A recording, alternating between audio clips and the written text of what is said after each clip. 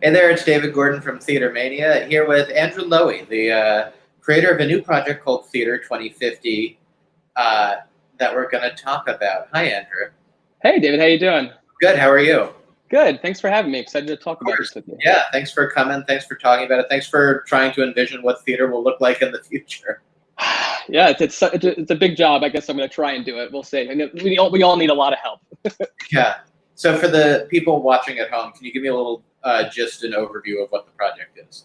So really, this came about from I was in grad school in 2014, and I started thinking about different ways to kind of engage about the future of the theater. I've always thought of myself as just a student of the theater, and I've always respected the history of the theater and trying to learn what happened before, but not as something about talking about the past, but more about as what can we be doing for the future? What has worked before, and where are we going? And for me, I've always wanted to talk about where we're going, because theater, I feel like, gets a reputation for being something that feels like nostalgia, something in the past, because we're all in person. And for me, it's the exact opposite. I think in this moment, we're starting to see the value of live performance. And for me, I wanted to understand, to kind of see how we can map out the future and where are we going? Where will we be in 30 years in the theater? Right. I think it's going to look different from where we look at right now. Yeah. So you started working on this in 2014.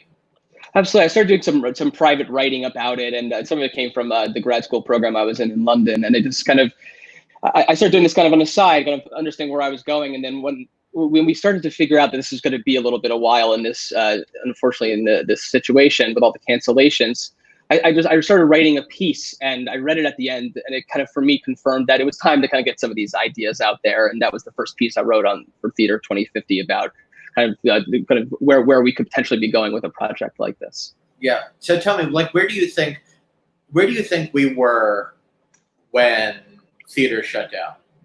Like, because for me, the industry was just like sort of stagnating a little bit. It's been this. I've been doing this for a decade now, and it's been the same. It's the same process over and over, and there isn't really much innovation beyond, say, like Hamilton. Yeah, absolutely, and that's the thing. I feel like Broadway has been in a moment where we have been seeing increased year-over-year grosses from Wonder. I mean, obviously a reflection of the average ticket price that's been happening on Broadway, people willing to spend more for those limited seats. But I think it's, it is kind of stagnated in a way of we've kind of accepted what Broadway has been for a little while. And the way I always talk about it is I feel like these days we're doing 21st century theater in 19th century buildings and customs. Right. And not even 20th century. They're even though, because all these buildings were built in the early 1900s, they were based off of 19th century ideals and the way we kind of attend the theater. And so we've kind of accepted that this is where we're going, and we're using these wonderful, obviously, admittedly, wonderful buildings to go see the theater in. But it always just felt like the action of going to the theater kind of felt like nostalgia in some way, when I've always thought of it as something that feels immediate, and it doesn't have to kind of feel that way. Yeah. So that's kind of where I think we've kind of left off. I think there's a lot of exciting work that was to come, and I'm really sad that some of the work, especially this season, that we weren't able to see yet, and hopefully we'll see all of it. But I think that's, especially when talking about what's coming in a lot of ways, there's always some exciting outliers there. But overall, I feel like we have kind of stagnated, like you were saying. Yeah, and it's really interesting that you bring up the idea of their 19th century buildings. My office is on the same block as the Belasco, or was on the same block as the Belasco when I left the house. But, I walk by and there's a separate door for the balcony. And it's like, that is such an antiquated notion that what I've learned in the past few weeks with the Black Lives Matter movement coming to a head and everything is that's the sort of antiquated notion of like intentionally getting people down, the idea of a separate entrance for people. Absolutely. And it's fascinating to me, and it's something that I'd never thought of before until recently, but that what you were saying triggered that in me. Absolutely, and you see that even more when you're in London's West End. You see that even more, that there's a real separation. It's just the way that those theaters were built at the time, and it seemed like, oh, you have to do that. And it's a really interesting thing as we kind of think about new theaters and how the flow of them. So I think that's going to become even more important now that we're trying to not stay as on top of each other. We used to just accept that when we go to the theater, it's like we got to get as many people in as possible, and it's all about that. But now we got to adjust to a moment where people might not feel as good about that, but we want them still to feel like they're a part of a shared live experience. Right. What do you think? What do you think of where theater has gone in this past 3-month period? Because like people are doing the streaming readings now and all of that.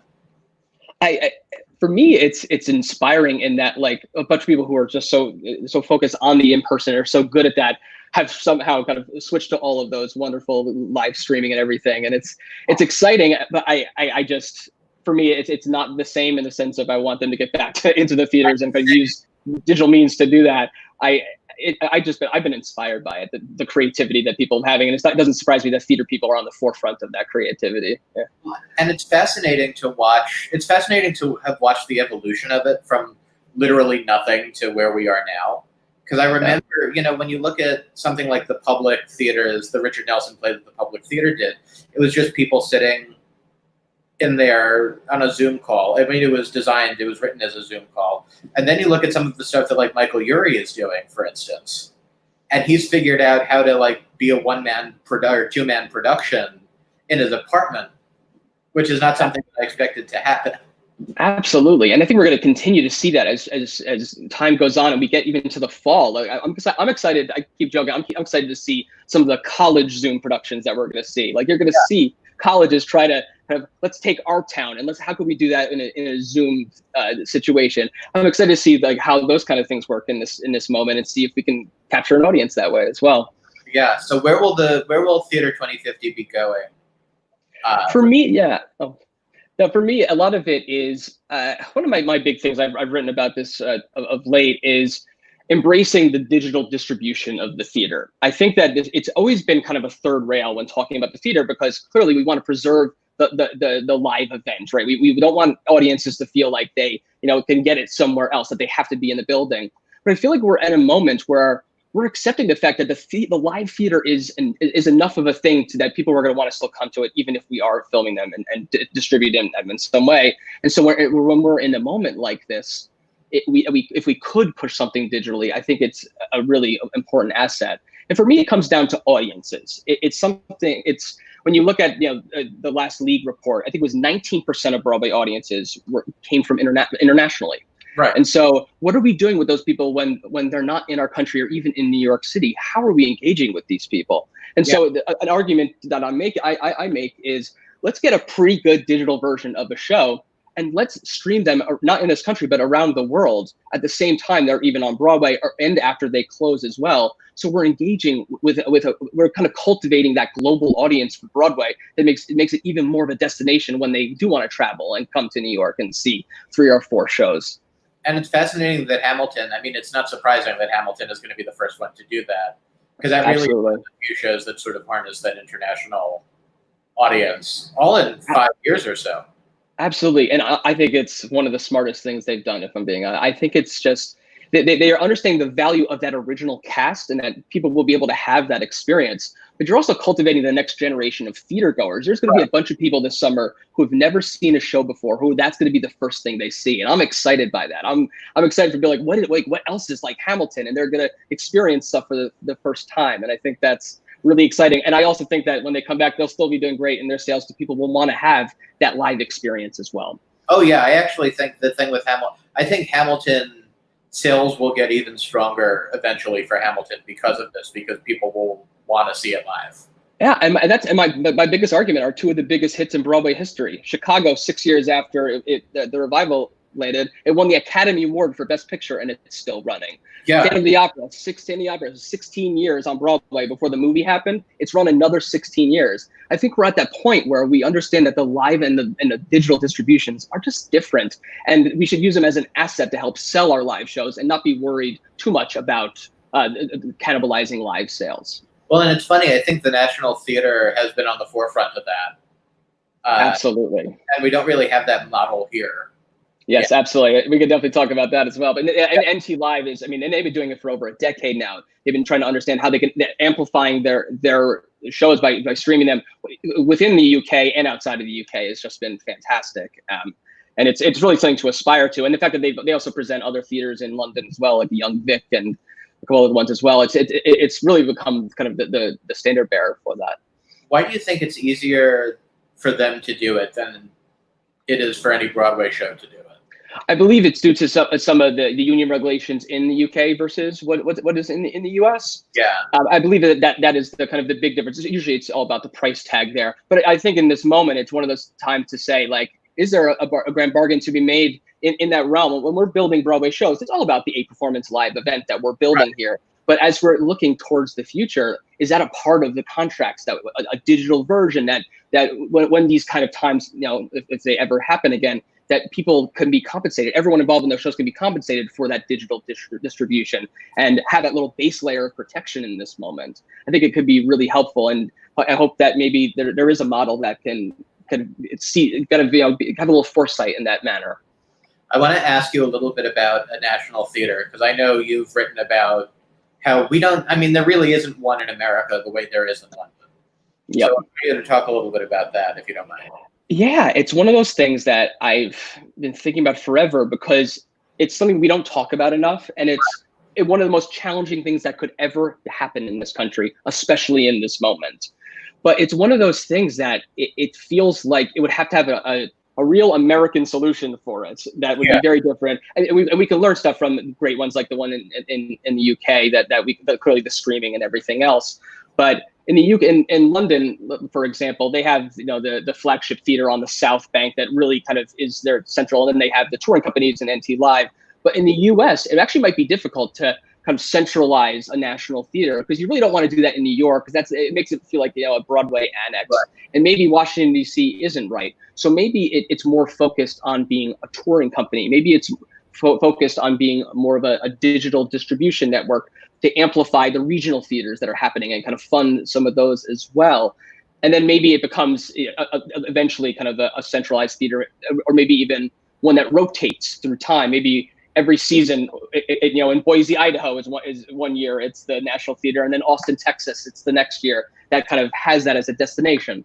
That would be such a cool idea, and it would open the theater up to parts of the country that don't really get to New York very much.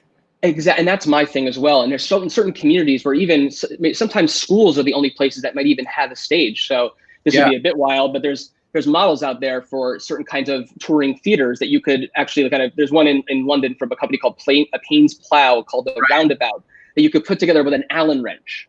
So what if we could build 50 of these theaters and tour them to rural areas and other places where we're not having live arts, and utilize an army of kids out of college to perform plays in certain areas that can have kids seeing live interaction and live theater in a way that they're just not seeing at the moment. What do you think is the immediate future of the theater industry? I mean, you're in the industry. I think it's going to be. I think it's especially in New York. It's going to be tougher, considering if all the reports you're reading this morning about if it's going to go to the end of the year. It's my first thoughts always go to the people in the industry and wanting to make sure everyone's taken care of. And it's a really hard time for so many people in our industry, for tens of thousands of people who are the hardest workers you will ever find in this industry. And that's always where my heart goes first. But from an industry standpoint, I think it's going to be interesting to see, when we come back, how people respond to ticket prices, how people respond to being a part of the gatherings, and will people do it before there's a vaccine that comes back? Is that going to be the thing that helps people come back? And what will the appetite be for live events? I personally, as an optimist, I try to think that people will want to immediately come back to the theater in that way. But what is it going to take for people, especially given the average age of a ticket buyer, right? You're always thinking that 55 plus is most of the ticket buyers you're having. Are those audiences going to really want to come back at first? And I think that we're just have to give them as much reason to understand that it is a safe place to come, and we're welcoming people to come bac together. I also think they're going to have to figure out a way to drastically lower ticket prices. I think this is finally going to be the impetus of that. And that always comes with the cost, right? It's like how much does this theater cost to produce and how much we can make from it. And clearly, as I was saying earlier, that Broadway has really kind of been in this moment of since 9/11 of just steady growth in the gross area, which is amazing, and it's helped our growth and showed just how important an asset in New York it is. But I think it's also going to become a bit of a reckoning to understand, there will always be those people who will pay the top prices to kind of have that best seat in the house. But how are we doing that from an access point for the rest of the house to make sure that we're getting people to come in and have that experience and want to come back? Yeah, because people aren't going to, when theater comes back, people aren't going to be able to afford that top ticket price anymore. Absolutely. And I think that that was always a thing that, every producer wants to get as much, value out of, the limited inventory, just like the airline industry does or the concert industry does. But I think there's going to be a moment here where we're going to have to get people to come back to being together first, and then kind of showing that value of that experience, and then trying to play with price as much as we can. What's the first show that you want to see once we come back, once the industry reopens? That's a great question. It's really tough. Whew. There was a bunch of things that the Park Avenue Armory I was looking forward to. That was I love the Park Avenue Armory. They were doing great. Wow, that's really tough. I saw the revival of Company, and I was really excited. Yeah, I was that week, and I'm so mad. I was really excited to see that with my family. It's just one of those shows I've always loved. I think of what else. Mrs. Doubtfire. I love Rob McClure. I go way back with him. I'm really excited to see him do that role. Yeah, I mean, and clearly Six is kind of captured such a different audience as well for the theater. And so the fact that on its opening night was the moment this all happened absolutely crushed me. It's gonna be exciting. Those are the kinds of shows that bring more people to the theater. And for me, it's all about where are they looking next? When they're at the Brooks Atkinson, are they looking at the Samuel Friedman across the street and seeing what's happening there? Are they looking at the Barrymore? I'm a firm believer in that. The more theater going experiences you have, the more you're going to want to do. Yeah. Andrew, thank you for your time. Absolutely. Thanks so much, David. I'm going to flash up Theater 2050. There's the website, Theater 2050 across social. It's really cool stuff. It's really interesting. Thanks so much for having me. This has been great. I'm just glad there's an optimist that thinks theater will exist in 2050. Yes, I will stand and say that. Absolutely. Yeah. Andrew, take care. Have a good one. Thanks. Have a good day. Thank you. Bye.